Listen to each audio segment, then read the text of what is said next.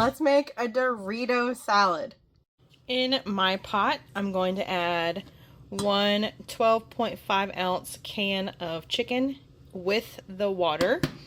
And I'm also going to add a couple of cups of cooked beans. There's a little bit of liquid in there, but it'll be fine. And some taco seasoning. If you don't have pre-made taco seasoning, you can use a mixture of chili powder, paprika, cumin, garlic, onion, or however you like to make your taco seasoning.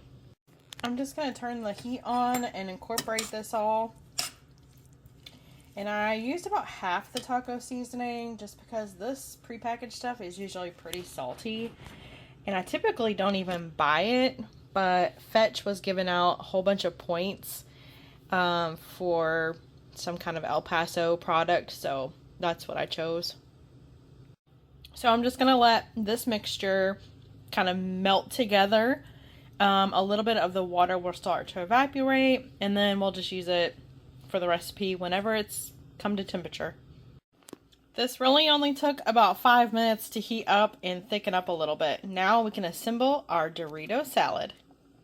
In the bottom of your bowl, slightly crush some Doritos or tortilla chips. Hubby is going to use nacho cheese Doritos, and I'm going to use these Julio's tortilla chips. These are our favorite tortilla chips. So thin and delicious. Then you're going to add in some salad or lettuce. You could probably even use like a coleslaw mix. It's whatever you have, whatever you want to use. The next step is to add some cheese and your meat bean mixture and your rice. His grandma always made it with Catalina dressing, so that's what we're going to use.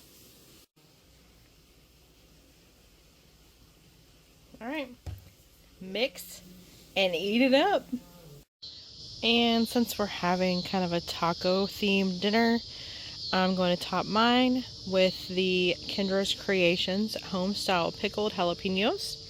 It has jalapeños, onion, carrots, tons of garlic. It is delicious.